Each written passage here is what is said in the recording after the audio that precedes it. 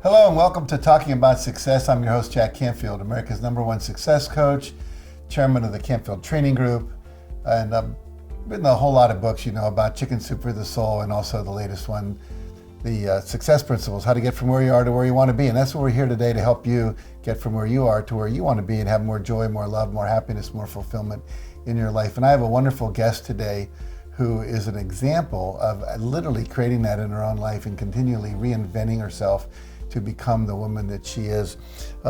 Monique Wells, she lives in Paris. She's here in Santa Barbara in our studio today. And she is a veterinary pathologist and toxicologist turned nonprofit professional. We're going to talk about all of that. You have an amazing life, a bio. I read your life story year by year from when you were born to now as background for this, and I was just amazed at how many things you've experienced and changed into and accomplished. So take a few minutes and give our viewers some background about yourself. Oh, happy to do that. Happy to be here. Thank you for inviting me. So, who am I? I've had a couple of conversations actually about the words I am and how powerful those are, and how whatever you say after I am really it directs, it informs how you show up in the world. Sure. So you've introduced me as a veterinary pathologist and toxicologist turned nonprofit professional. So I am a nonprofit professional. I actually have two nonprofit organizations, one in France and one in the United States. I am still a veterinary pathologist and toxicologist. I am also an author. I have authored and co-authored 3 books. I have written book chapters. I currently write 2 blogs, and I've done any number of freelance articles on a variety of subjects, including women in entrepreneurship. I am a speaker. I have spoken to audiences on 4 continents, and I am an entrepreneur. Okay? And sort of in a different way to describe myself, I describe myself as a visionary. I am a change maker, and I am a steward of legacy. And to put all of the entrepreneurship into context, as a veterinary pathologist and toxicologist, I founded a business called Toxicology Pathology Services. It's a consulting firm for preclinical safety assessment. And I know most people don't understand what that is. It's not really important, but it's directly relevant to my work as a toxicologic pathologist. My husband and I have a travel planning service called Untitled Black Paris, and we do walking tours and activities in Paris that are based on the African American and larger African diaspora culture, history, and contemporary life that one finds in Paris. And it's something that most people don't know about. Certainly a lot of Americans don't know about that. We actually started that business 20 years ago. God, that's frightening. 20 years ago. Yeah, 20 years ago, 1999. That is crazy. And we started as Discover Paris. We wanted to help people explore Paris reflected in their own interests. And as the years went by, we got more and more and more and more requests about the African American and the African diaspora experience. So last year we rebranded and we call ourselves Untitled Black Paris now. But we have one little holdover from Discover Paris, and that is our gourmet walks. And really? Yes, I am a foodie. One of the books that I authored is a cookbook. It's a coffee table style cookbook that was sponsored by Michelin star chef Alain Ducasse in France. And so food has always been something very important to me, not only because I love to eat, but also because food is a reflection of culture, and I love to look at culture, the various cultures of the world, through the foods and the beverages that people consume. So that's something I'm very passionate about. And then finally, as an entrepreneur, I do online coaching and training. And that's how I learned about you, Jack, because when I began just trying to find my way as a coach and as a trainer for women who are working alone, women working at home, I needed to learn, how to do that.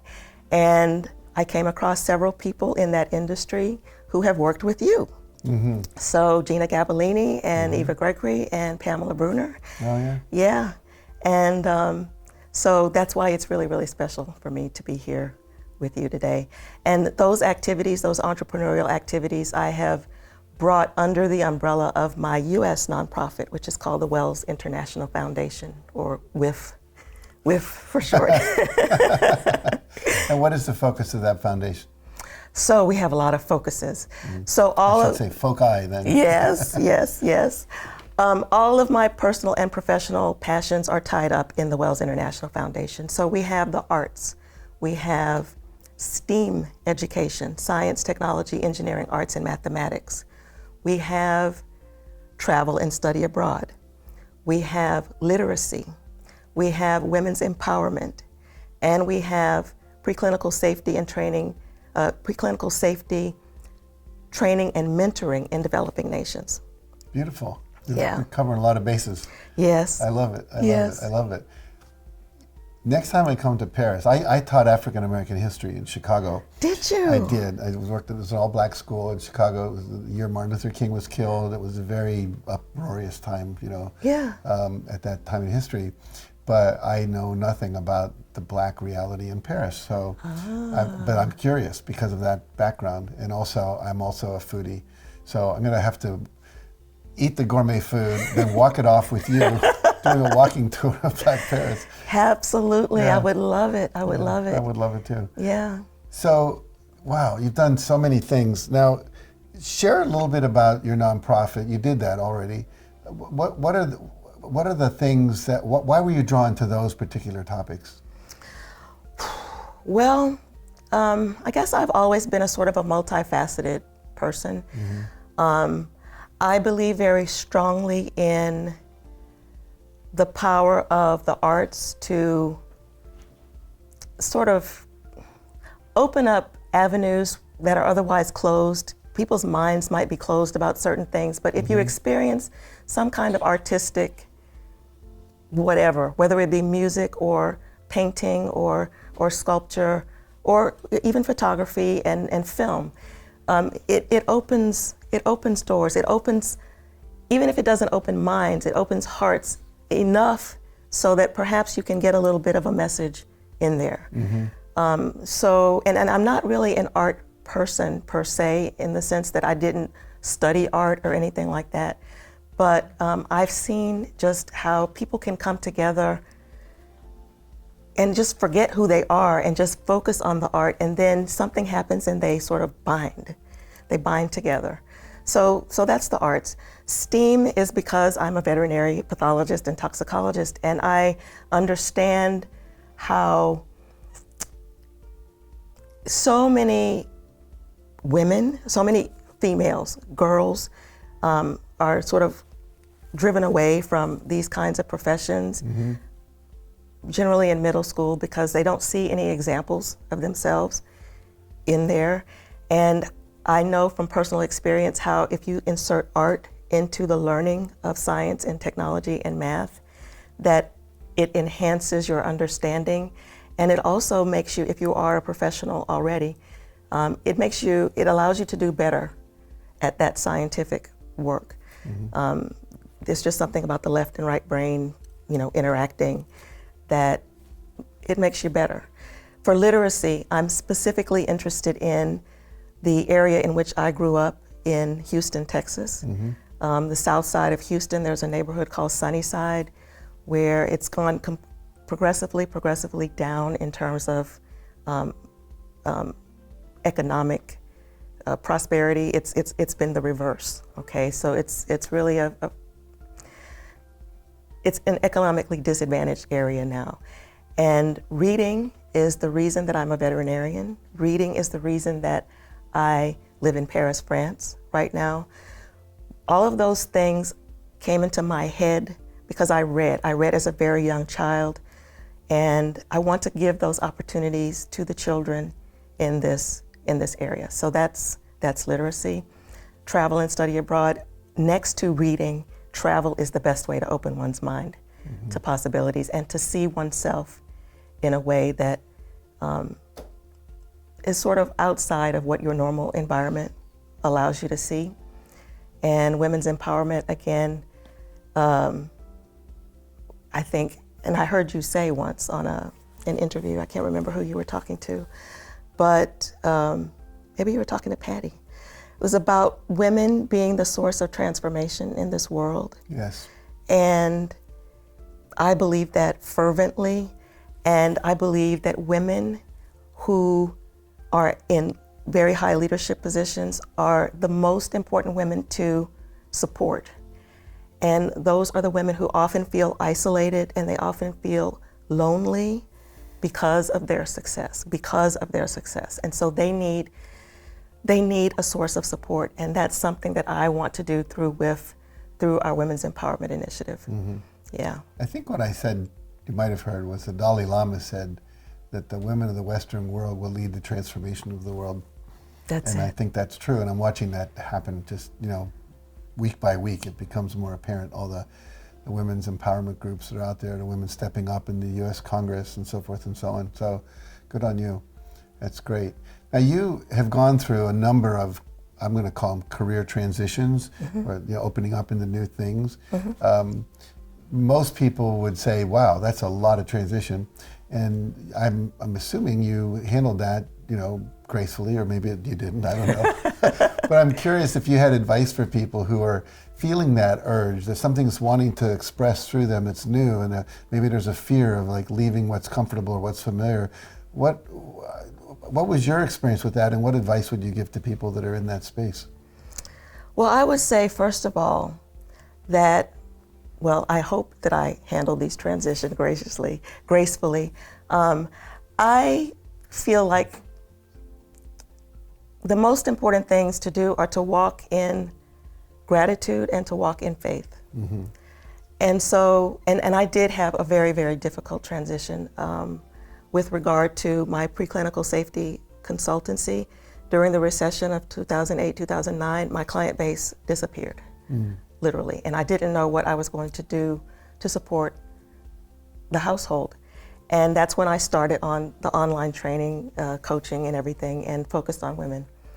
And the only way that I really kept it together was to just constantly remind myself of everything that had happened to me in the past and everything that was happening to me in the present that I could feel grateful for. And it could be little things like, every morning I have a glass of grapefruit juice, and it's not even a brand, it's like a store brand in Paris. And I say, this is the best grapefruit juice in the world, and I drink it and I'm like, yes, I get to drink this grapefruit juice every day. That's something to be grateful for, and it just fills you up and it brings a big smile to my face. And just for that moment, all the troubles and everything. It's one of the few French words I know, pamplemousse. Oh, yay! The word brings a smile to my face. It is. It's a funny word. It's a great word. And all the, everything that has come before me, everything that has supported me to get me to where I am. Mm-hmm. And then faith. The faith that regardless of what's happening, no matter how dismal it looks, or no matter how fearful you are, no matter how you don't know what's going to happen next, I have faith that whatever is happening is for the greater good. It's for my greater good. It's for the greater good of all. And even if I can't figure out what that is, I have faith that that's the way that it is. Mm-hmm. And so when there's nothing else, I have that. Yeah. I have that. Yeah. Can you give me an example of how that served you, like in one of these transitions? I was sort of casting about, trying to figure out how I was going to make up the income deficit from my multi-six-figure consulting firm that sort of vanished overnight. I was grateful that my mother taught me how to save. Mm-hmm. Okay, we had considerable savings, and that tided us over for many, many, many months. I was grateful that I was grateful for my mother, just period, that my mother has always supported me, and she supported me during that time. Grateful for my husband, who didn't freak out, He was like, well, we still have the travel business and we can grow that. And just, if it were all up to me, if I felt like I were alone, it would have been different. But I was grateful for those people in my life. I was grateful for what they taught me in my life. And it was from that experience of being this successful woman who was suddenly just thrown out there, that I realized that there was not actually anybody that I could talk to who could understand what I was going through from my particular vantage point. It's one thing to say, I understand that you're feeling bad and I support you. It's another thing to say, I know what it took for you to get where you were, and I know how devastating that is to have it all disappear. And I know that you're struggling right now to recreate yourself. And women who are in leadership positions and women who are successful, they are the most vulnerable when things like that happen. I read somewhere that the more successful a woman is, the more she suffers from imposter syndrome. Okay, and so you're trying to keep it together. You've got to look like it's okay, even if it's not. And we do that anyway. But in times, in very, very difficult times, we feel like we need to do that more. And that sort of drove my desire to create the Successful Woman, which is the International Women's Day event that WIF put on in Paris this year, 2019, March 7th and 8th for International Women's Day. We brought women like that from across the globe and in all sectors of the economy, and we supported them. And the beauty of that, just knowing that people have your back and that people can come to you through a place of understanding is so, so, so important. And we got so many testimonials from that event about, well, right after the event, just the fact that we had created this, as one woman called it, a cocoon, where people could let their hair down, they didn't have to pretend, and the gratitude for that.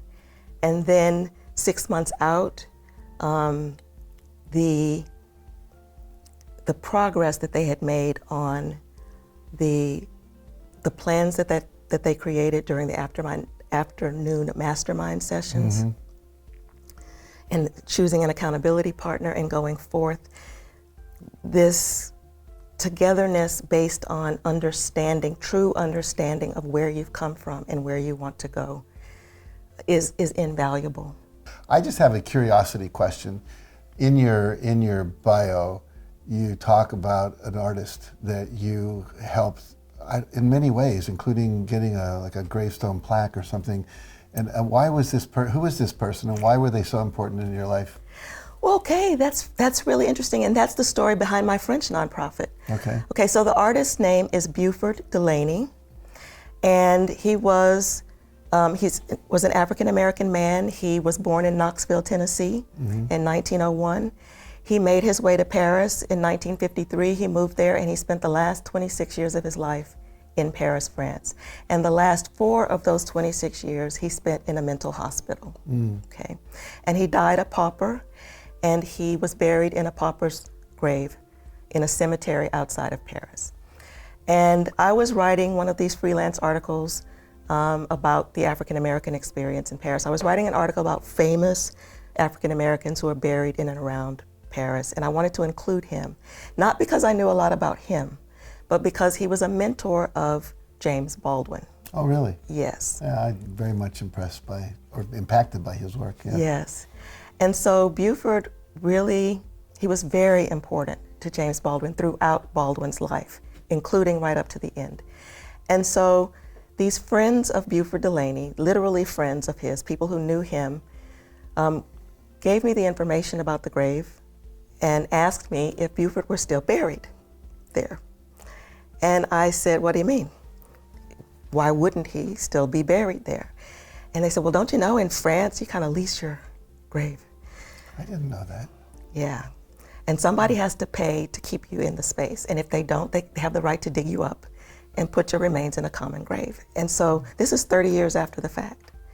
And I'm coming along just innocently writing this article. And so they give me this information. Very long story short, these people infused me with their love of Buford Delaney. I founded the French nonprofit Les Amis de Buford Delaney to raise the money to place the stone.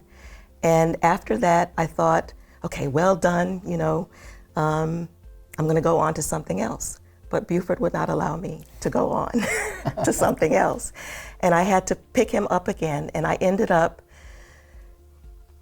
doing an art exhibition of his work in 2016. That was the impetus for founding WIF, because I needed to raise the money for that, and I needed US dollars for it. And I'm currently working on a documentary about Buford Delaney that will literally let the world know about his art, his life, and his legacy. And that's one of the ways that I'm a steward of legacy. Beautiful. Yeah. When you said steward of legacy earlier, I had no idea what that meant. Now I do. Yeah. Oh, wonderful. Yeah. Oh, wonderful. Unfortunately, we're running out of time. Okay. So the last question I want to ask you is, if you had one message for our viewers today, one piece of wisdom or advice, what would that be? Well, what I would say, I think, also deals with legacy. It's about your personal legacy. And you don't need to do something big to make an impact in the world. You can do any number of things that speak to your personal legacy. If you know yourself, if you love yourself, if you are true to yourself, and if you find and follow your passions, you will lead a life that will be exemplary, and you will be a shining example for others. That's beautiful. That's beautiful. So if people want to find out more about your work, your foundation, contact you, where do they go? Okay, so for Entree to Black Paris, the website is entreetoblackparis.com. For the Wells International Foundation, for people who might be interested in supporting us financially or volunteering or joining our board, that website is wellsinternationalfoundation.org.